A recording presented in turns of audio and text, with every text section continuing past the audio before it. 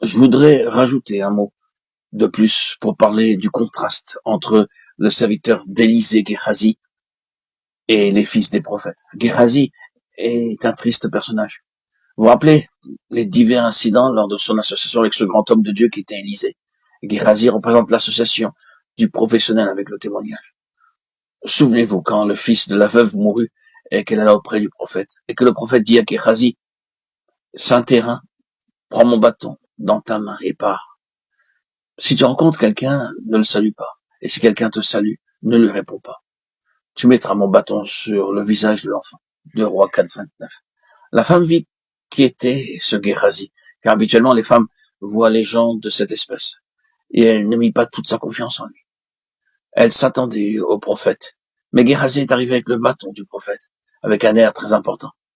Je pense très professionnel, lui le serviteur du grand prophète. Il est entré, s'est dirigé vers la pièce où le garçon se trouvait, il a mis le bâton sur le garçon, et s'attendait à voir quelque chose se passer. 2 Rois 4, 29. Cependant, rien ne se produit. Sans nul doute, Géhazi a dû mettre en œuvre la méthode préconisée pour que la chose se fasse. Peut-être que le bâton n'est pas dans la bonne position, a-t-il dû se dire. Il a donc essayé une nouvelle fois, mais rien n'est arrivé. Pour finir, il a dû admettre son incapacité et repartir en confessant son échec.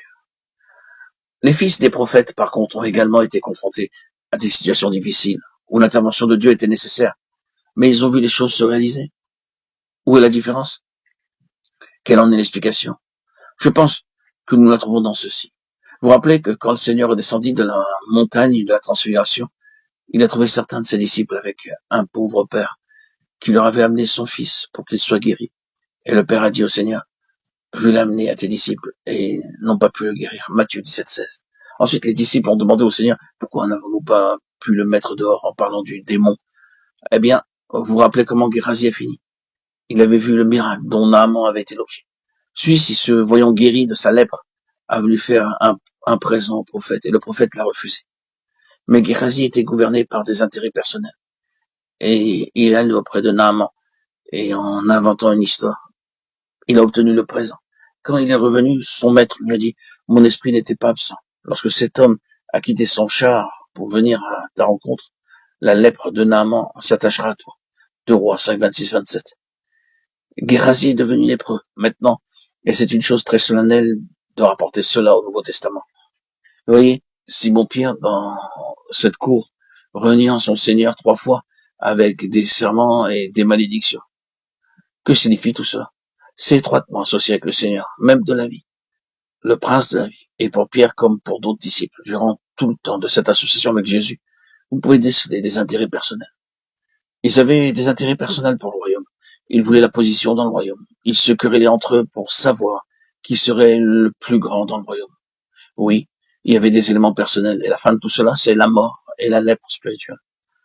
Tout ce qui est personnel, professionnel dans le domaine de notre association avec le Seigneur va se terminer par notre défaite. Et cela ne fera pas progresser le témoignage. Les fils des prophètes étaient dans une autre position. Ils étaient en union vivante avec celui qu'ils appelaient Père. Il n'y a rien en eux qui soit de l'intérêt personnel. Quand vous puissiez dire à leur sujet, malgré leurs défauts, leurs faiblesses et leurs échecs, vous devez reconnaître que ces hommes sont réellement en esprit d'un même cœur avec leur maître. Et ils reconnaissaient que pour eux, tout dépendait de ce maître. Est-ce qu'il y a du poison dans le pot? Ah bien, lui seul peut résoudre la situation. S'agit-il de cette foule affamée de gens ayant besoin de nourriture, alors qu'il n'y a rien pour eux? Eh bien, lui seul peut le faire. Il les alimentera. Est-ce que le fer de hache est allé par le fond? C'est lui qui peut le récupérer, et non pas Géhazi. Le pouvoir est en lui seulement.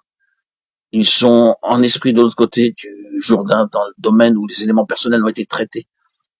Je ne reconnais ici que l'image est imparfaite, mais je pense qu'il n'y a aucun doute que c'est ce principe que nous avons dans tout cela. Si la croix n'a pas fait son œuvre, nous sommes quelque chose dans l'œuvre de Dieu, et l'issue, c'est la mort, et non pas le chemin de la vie. Quand nous revenons au domaine pratique, c'est la voie de la mort comme pour Géhazi. Et cela doit être rejeté, en fin de compte, dans la honte et l'échec.